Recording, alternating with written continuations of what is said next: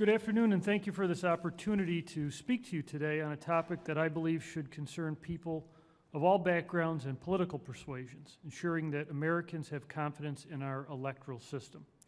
As you know, I'm a lifelong New Yorker and former administrator at the New York State Board of Elections. Since leaving the State Board of Elections in 2015, I've had the great opportunity to represent candidates, party committees, and election commissioners throughout New York State and before courts at every level of our state court system. New York's elections are administered by bipartisan boards of elections in each of New York's 62 counties, plus one New York City Board of Elections, which is run by the 10 commissioners from the 5 boroughs that comprise the city of New York. This is all overseen by a state board of elections, which is led by 4 commissioners, 2 from each of the 2 major political parties. A bipartisan guarantee in election administration is mandated by Article 2, Section 8 of the New York State Constitution. While not perfect, this bipartisan structure, in my opinion, does a great deal to bolster the confidence of New Yorkers in their electoral system. Since 2019, due to one-party control of state government, New Yorkers have seen a number of major changes made to the state election law and in how elections are administered. 2 of the most notable changes were the establishment of a single combined federal and state primary conducted in June, and the establishment of early voting before all primary, special, and general elections. What might be more interesting, however, is what hasn't changed and what was rejected by the voters of New York in 2021. New Yorkers at the 2021 general election had the opportunity to vote on 3 amendments to the state constitution that would, as the amendment supporters would argue, expand voting rights and make it easier for New Yorkers to vote. Critics of those proposed amendments, like myself, saw them as a weakening of the common sense election integrity safeguards that have been enshrined in our state constitution, in some cases, for over a century.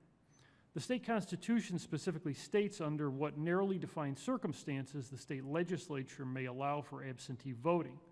One of the defeated 2021 amendments would have eliminated this safeguard and enabled the state legislature to enact no-fault absentee voting. On Election Day 2021, the voters of New York rejected this amendment by over 300,000 votes. Opposition to this amendment didn't just come from where you would expect, the more rural and conservative parts of upstate New York. The amendment was defeated in Albany, Rockland, Onondaga, Monroe, and Erie counties, all large urban and suburban counties where enrolled Democrats outnumber enrolled Republicans. By an even greater margin, voters in 2021 rejected a constitutional amendment to allow the state legislature to enact same-day voter registration. The state constitution states that every citizen has a right to vote provided that they register at least 10 days prior to the election in which they will vote. The defeated amendment would have scrapped this very sensible election safeguard and allowed the state legislature to enact same-day voter registration. Like the no-fault absentee voting amendment, this amendment was defeated by the voters of New York. Like the no-fault absentee voting amendment, the same-day voter registration amendment was rejected in red as well as blue counties. Finally, voters in 2021 rejected an amendment that would weaken the anti-gerrymandering provisions of the state constitution. These anti-gerrymandering provisions, which were only approved by the voters in 2014, were originally backed by leaders of both major political parties and voters of all political persuasions. When the voters of New York had their say at the 2021 general election, the amendment was rejected by around 300,000 votes. New York voters let their voices be heard in 2021 when they rejected weakening the state constitution's election integrity protections.